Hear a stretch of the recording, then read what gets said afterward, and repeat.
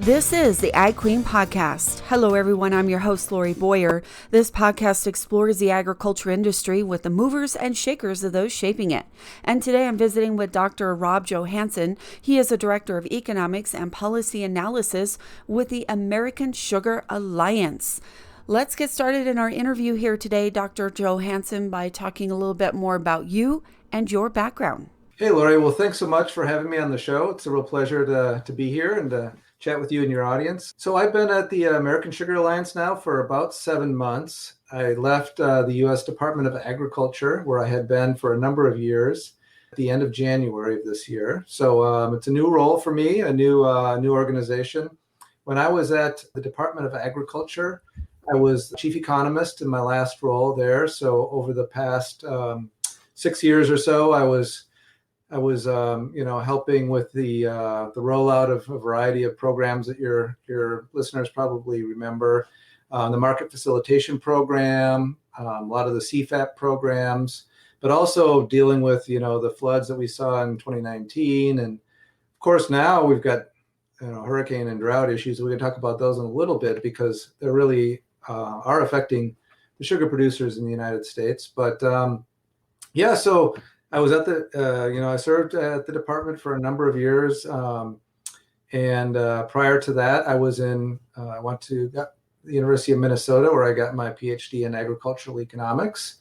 Grew up in Minnesota, but I did have a chance to spend a couple years abroad before heading off to Washington to work in agricultural economics. I got my undergraduate degree at Northwestern University in Chicago. And then I went to Peace Corps for about 4.5 years, where I worked with rural farmers in Africa, building fish ponds and working on integrated agricultural products in the early 1990s.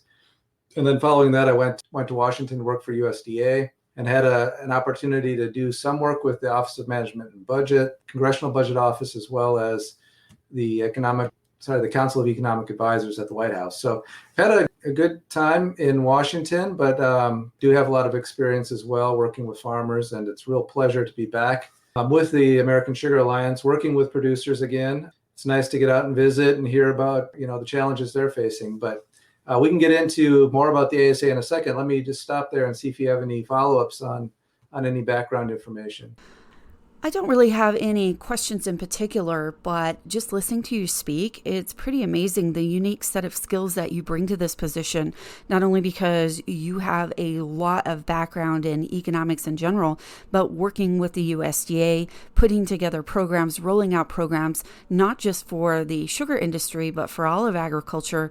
You really have a lot of working background knowledge that can be helpful for producers in the sugar industry, not only in economics, but trade and just your knowledge of how things work in the background. Well, yeah, it's great. It's nice to have that broader perspective. Certainly at the USDA, being chief economist, we, of course, put out the WASDE, the World Ag Supply and Demand Estimates that you're familiar with.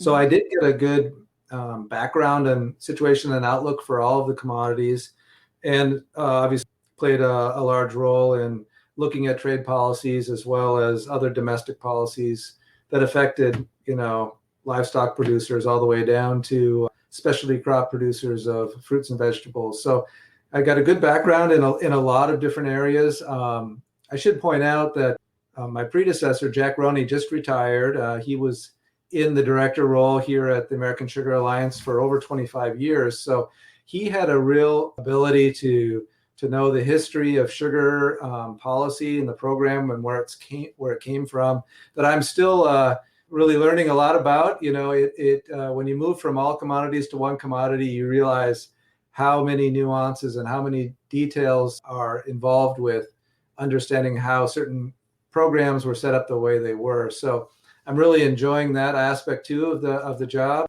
getting to learn about the new programs and the background that led to them. But I am fortunate to have a good team of folks, both from the sugar beet side as well as from the sugar cane side, to help me come on board and to transition into this role. Dr. Johansen, let's talk now more about the American Sugar Alliance. Tell me more about this organization and its overreaching goals. Sure.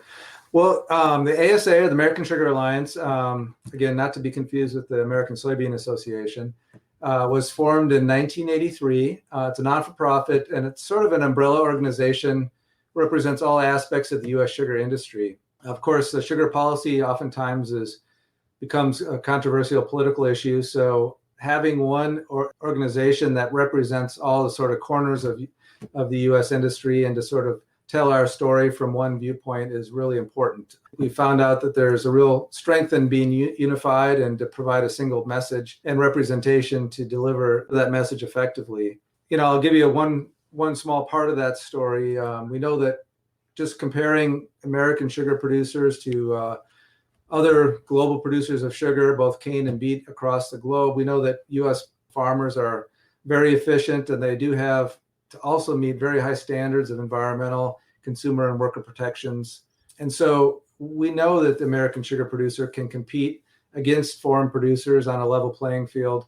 But of course, one of the reasons why we have discussions about sugar policy every year is that a lot of those global producers are subsidizing their sugar production, and we see those surplus sugar stocks being dumped on the world market, which, of course, that depresses global prices, and we often hear that the U.S. price is above the global price. But these are the kind of things that I spend my time working on and trying to explain to both public and members of Congress. But again, a membership in ASA includes the farmers, the processors, and the refiners of sugar beets and sugar cane, and it's governed by the beet and cane organizations that make up the sugar industry. So we mainly have 4 larger associations that are members. American Sugar Beet Growers Association, and they represent the 10,000 sugar beet farmers, here in the continental United States.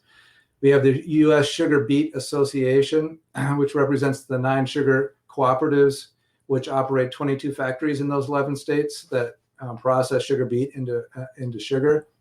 Then we've got the Florida Sugarcane Leagues, and they represent Florida's sugarcane companies, as well as the Rio Grande Valley Sugar Growers, which is a member-owned co-op in Texas, their mills and refineries across the U.S. And finally, the American Sugarcane League, which represents the Louisiana sugarcane growers and processors, including the 11 raw sugar factories and more than 17,000 employees. So that's who makes up ASA. And essentially, as I mentioned, we bring together one voice and a unified voice and message on, where policy is, why it's necessary to have that policy to keep U.S. sugar production sustainable moving forward.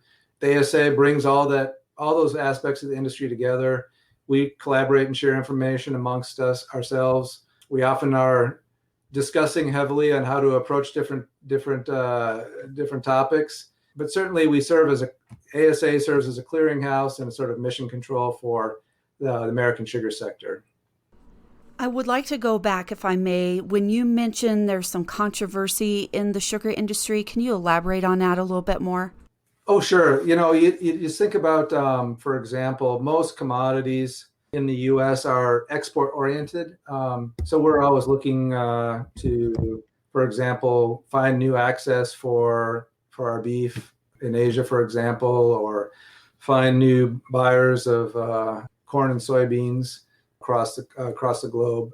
Sugar, on the other hand, we are an importer. We're the 3rd largest importer of sugar in the world. So we import a good amount of our sugar. In fact, we meet our WTO and our free trade agreements, and that essentially means, as well as our suspension agreements with Mexico, that means that we bring in about 25 to 30% of our sugar from outside the U.S. And the rest of the sugar that's produced from U.S. sugarcane and sugar beets in the U.S. So again, because, as I mentioned earlier, other countries are, as part of their rural development policy, heavily subsidizing their sugar production because, they don't have other policy means to do so. That results in those countries oftentimes producing surplus sugar that needs to be sold at the lowest price in the global market. Their domestic sugar prices are much higher than what they're selling those stocks on the world market.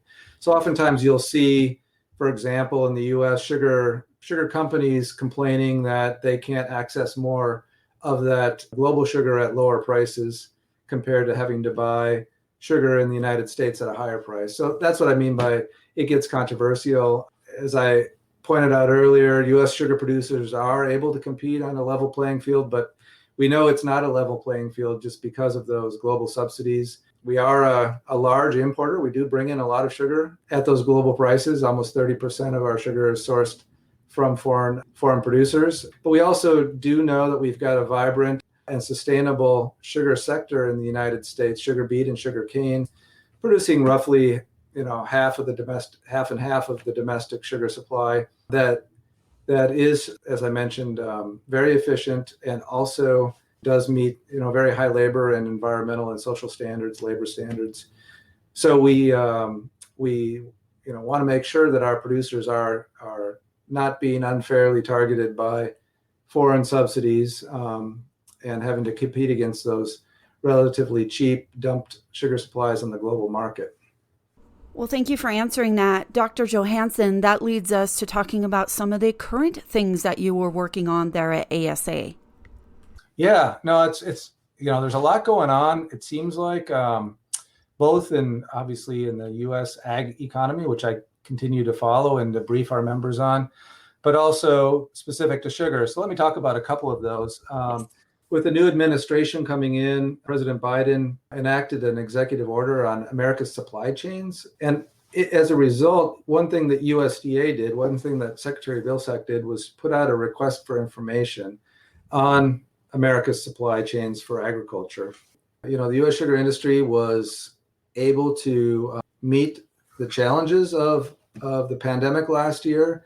At the same time, the industry had just seen a very short beet crop in 2019, as well as a short sugarcane crop in Louisiana and Mexico. So we took some time to respond to that request for information, to point out how American sugar producers provide just-in-time delivery for their customers, which provides a huge savings to those customers and convenience, and was able to do so under very, very difficult conditions, both from the pandemic perspective, but also from that short crop perspective.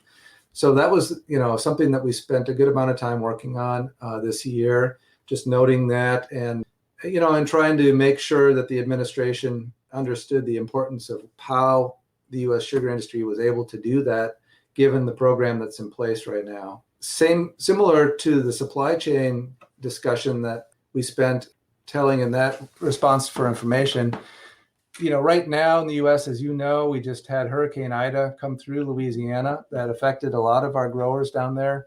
Initial forecasts indicate that, only between 20 to 25% of the crop down there that was affected. So we'll still have a decent harvest. But of course, those producers were affected by, just like everybody was down there, by the very challenging conditions due to the hurricane. And we're fortunate that nobody was injured and that all of the facilities are coming back up to speed as the power comes on. So again, that's something, just the day-to-day that we're working through, making sure that we're on top of what's going on in different parts of the United States with respect to growing conditions and different events that are happening. Another one, as you're probably familiar with in Colorado, the mega drought that's affecting the northern Great Plains right now. Again, that's affecting all producers, but certainly the large number of acres of planted to sugar beets in the Red River Valley in Minnesota and North Dakota are being affected by that drought, as well as some of the growers that we have in middle part of the state and the southern part of the state of Minnesota, as well as North Dakota. So those growers are dealing with that mega drought right now. It's been a little spotty in terms of how much rainfall those beets have been getting. And so again, this is a situation where we're continually monitoring how the harvest looks. Farmers are just starting to pull those beets up there for the coming harvest campaign. So we'll watch that, and that will give us an indication of how much domestic production we're likely to see this year. And that factors heavily into how USDA views the amount of additional sugar access that's provided to foreign exporters. So USDA does a very good job of surveying our companies and our producers to understand what production looks like. So that's one of the things that's sort of the day-to-day that we're constantly going through. Of course, you don't often have to deal with a hurricane and a mega drought at the same time. And those things persist and continually affect the markets. And so, my job is to stay on top of that and to be hopefully able to explain to our producers what's going on with the economy, as well as explaining things to folks in the government and on the Hill as to how our producers are managing. It's really important to stress, there are policies that are out there, such as crop insurance, that let producers manage that weather risk. But it's also important to have, for producers to be able to count on the USDA's Farm Bill programs that allow sugar production to occur. They know how much production they're going to be able to plant for next year, as well as, what a reasonable range of prices to be expected will be. And then they can invest in equipment and technology to help them deal with, these challenging changes in climate that we've been seeing lately. So again, those are just things that I like to keep on top of. Let me just mention on the trade front, we talked a little bit about this controversy or controversial actions regarding the different price that you see in the U.S. versus the global markets. And one thing that we've promoted is what Zero for Zero legislation. So we're constantly monitoring certainly what Congress is doing, and if they're considering any kind of change to sugar policy, both positive or negative.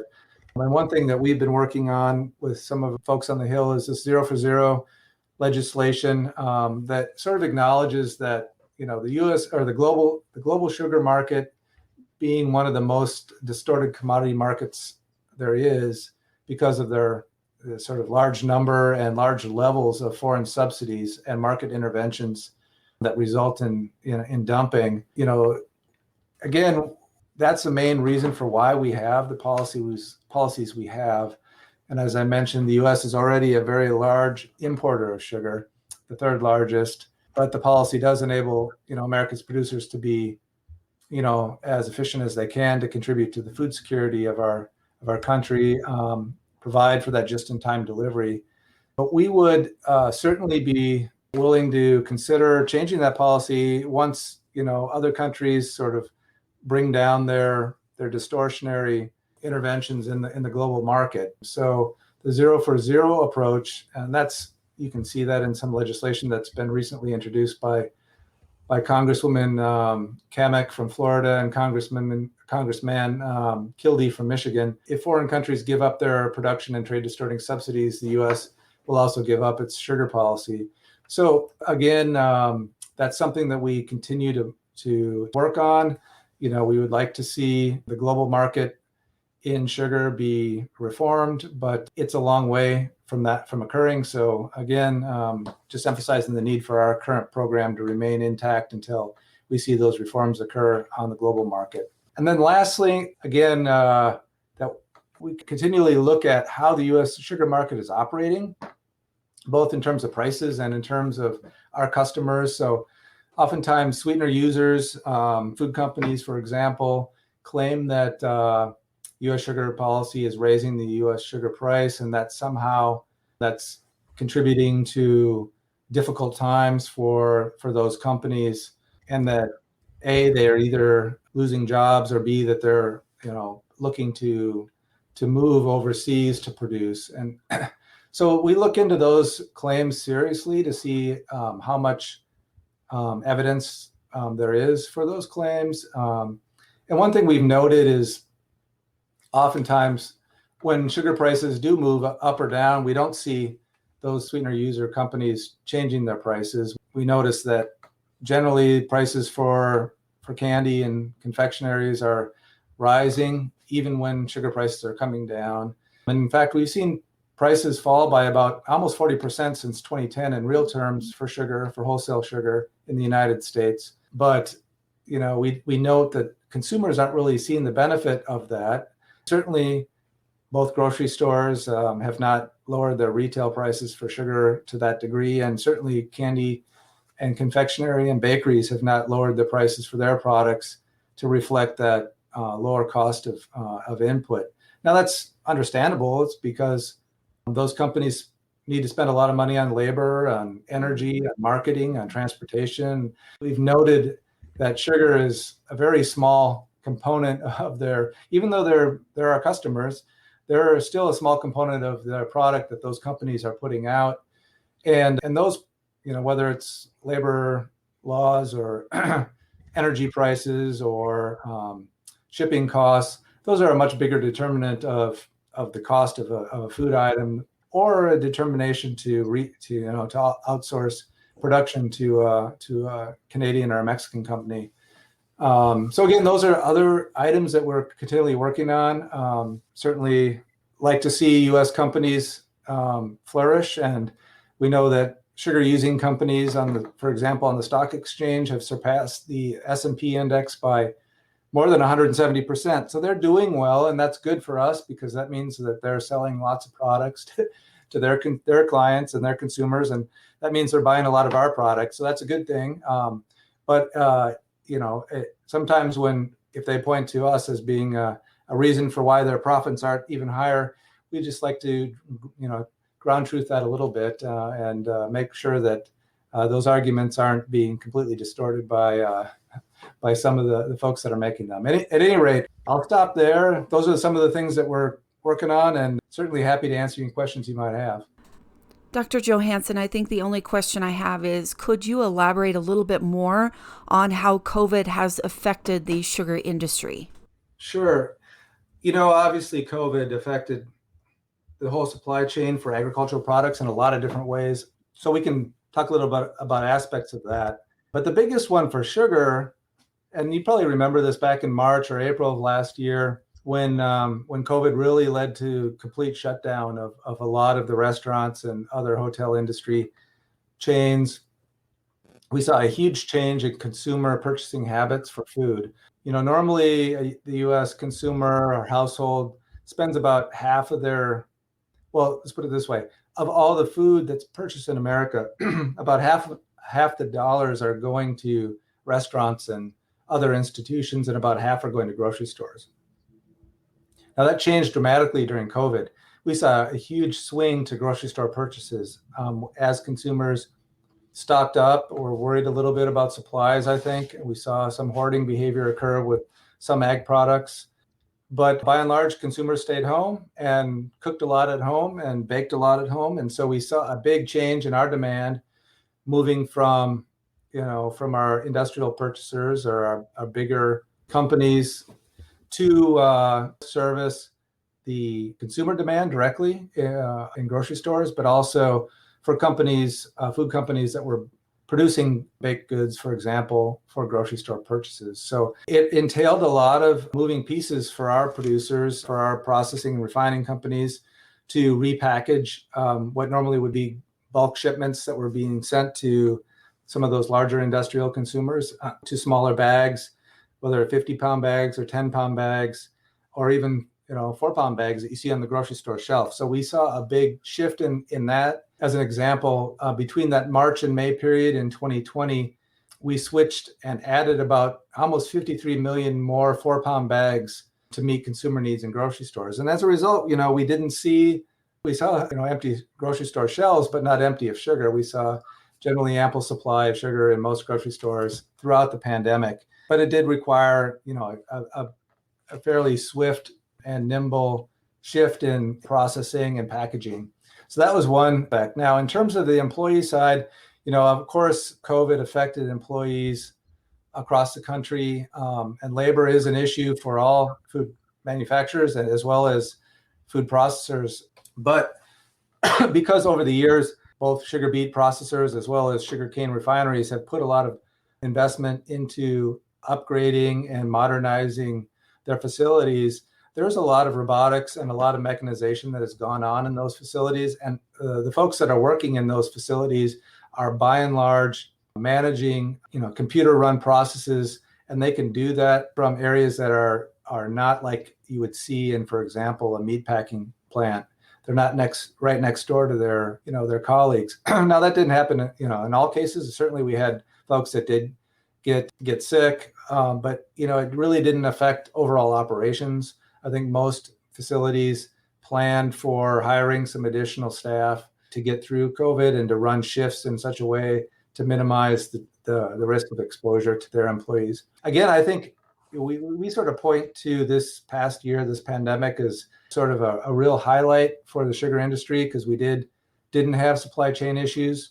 And at the same time, we're managing this, as I mentioned earlier, the beet crop in 2019 certainly had been severely affected by an early freeze we saw in that Red River Valley area of Minnesota.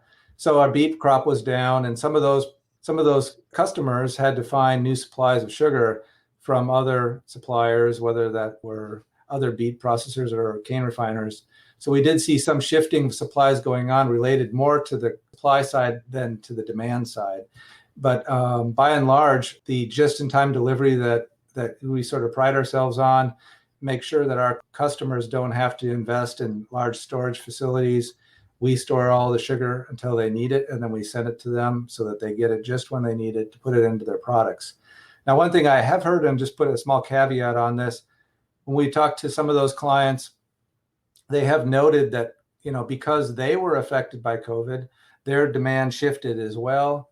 They had to slow down a little bit on their orders, which did help us sort of readjust. As I mentioned, we had to be nimble to meet this changing demand. We did do that. But I think it was happening at the same time as our customers were also having to adjust. So by and large, again, I don't know if that got to all the points of your question, but we did see a big shift in consumer demand. We're seeing it shift back now. Of course, sports stadiums are open again. We're seeing folks going to baseball games, hockey in the winter, obviously, but buying soda again, that's a big demander for sugar as well, soft drinks as well as concessions. So we're seeing a return to more normal purchasing behavior by American consumer. Of course, we're continually watching the economy, how the Delta variant is affecting different parts of the U.S. economy and how that's going to affect different parts of the ag economy. And those are the kinds of things that producers want to know.